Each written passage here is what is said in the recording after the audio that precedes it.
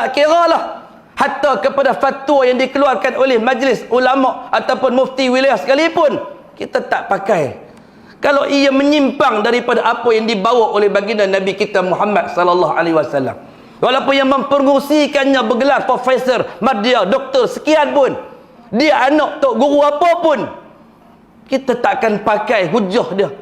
Kalau dia menyimpang di atas satu fatwa, di atas apa bentuk keterangan yang dibawa oleh baginda Nabi kita Muhammad sallallahu alaihi wasallam.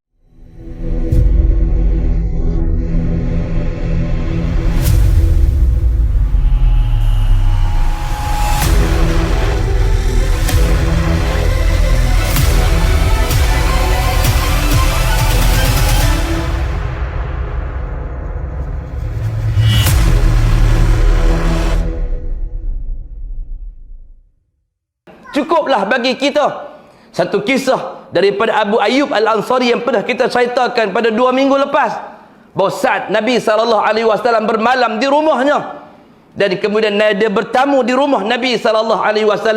Ada suatu hari dia menghidangkan bawang kepada baginda Nabi kita Muhammad SAW.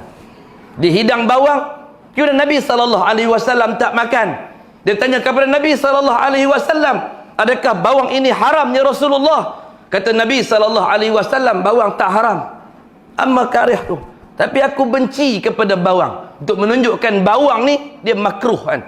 Makan bawang banyak ni, tambah bila dia mendekatkan kepada salat, dia akan mendatangkan bau yang tak kurang enak kepada jiran tetangga sebelah. Makan petai banyak ke, makan jerin banyak ke, makan, tapi jangan menghampiri dekat dengan waktu solat. Cuci gigi dengan baik agar dia tidak mendatangkan bau. Kata Abu Ayyub Al-Ansari, kalau kamu benci, aku pun benci.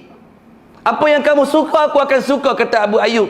Apa yang kamu benci, aku juga akan benci. Maka Abu Ayyub meninggalkan makan bawang. Kerana apa?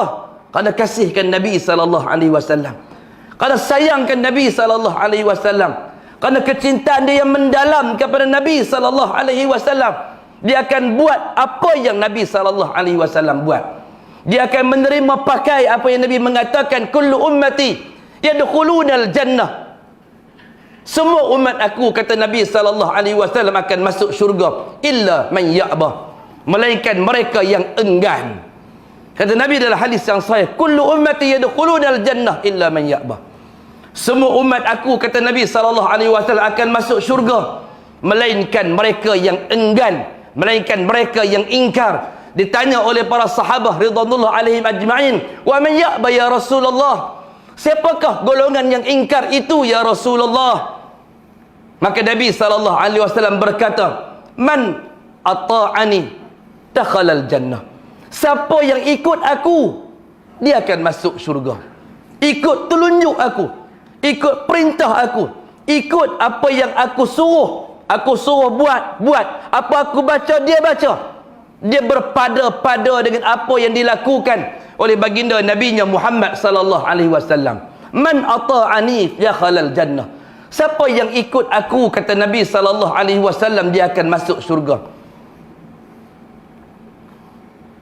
Dan siapa yang meninggalkan ajaran aku, kata Nabi sallallahu alaihi wasallam, man asa'ani faqad aba. Siapa yang ingkar, menyalahi di atas apa perbuatan yang aku lakukan, faqad aba, maka dialah orang yang enggan, dialah orang yang ingkar. Maka tanya pada diri kita, hadirin hadirat yang dimuliakan Allah, kita nak jadi satu orang umat yang ikut Nabi sallallahu alaihi wasallam, ataupun kita nak jadi umat yang menyimpang daripada apa yang dibawa oleh baginda Nabi kita Muhammad sallallahu alaihi wasallam? Tak kiralah hatta kepada fatwa yang dikeluarkan oleh majlis ulama ataupun mufti wilayah sekalipun, kita tak pakai. Kalau ia menyimpang daripada apa yang dibawa oleh baginda Nabi kita Muhammad sallallahu alaihi wasallam, walaupun yang mempengerusikannya bergelar profesor, madya, doktor sekian pun, dia anak tok guru apa pun, kita takkan pakai hujah dia.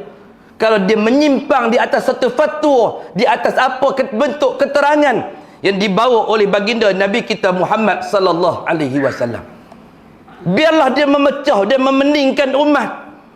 Tapi kita yang tetap teguh di atas manhaj sunnah Nabi sallallahu alaihi wasallam, kita akan jaga benteng negeri Kelemboi kita ni daripada dimasuki dengan anasir-anasir liar, anasir-anasir yang rosak, anasir-anasir yang akan bawa kepada kita segala bentuk tarian, zikir, menari, sembah kubur dan sebagainya, menjadikan kubur sebagai tempat main kompang, bermaulid dan sebagainya. Sekadar mana kekuatan yang kita ada, kita akan jaga negeri besar Kelemboi kita ni daripada dimasuki ajaran-ajaran yang menyeleweng. Walaupun ajaran menyeleweng ini difatwakan benar oleh berapa puluh buah negara, berapa puluh buah negeri sekalipun.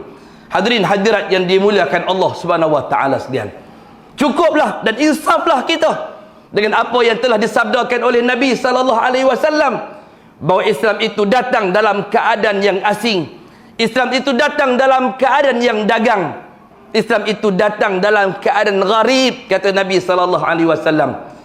Wa sayaudu kama bada, dan Islam itu dia akan kembali menjadi asing seperti mana hari dia datang.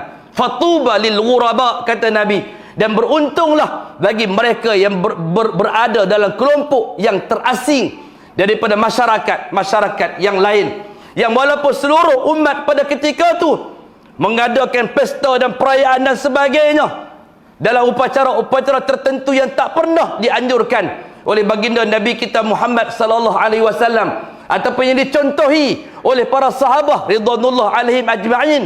Kita jadi negeri Kelemboi yang tak buat semua benda yang dibuat di seluruh tanah air. Fatuba lil ghuraba. Kita mengharapkan mudah-mudahan kita menjadi sekelompok kecil yang beruntung yang telah disabdakan oleh baginda Nabi kita Muhammad sallallahu alaihi wasallam, selagi mana kita bertunjangkan di atas nas Al-Quran dan sunnah Nabi Muhammad sallallahu alaihi wasallam.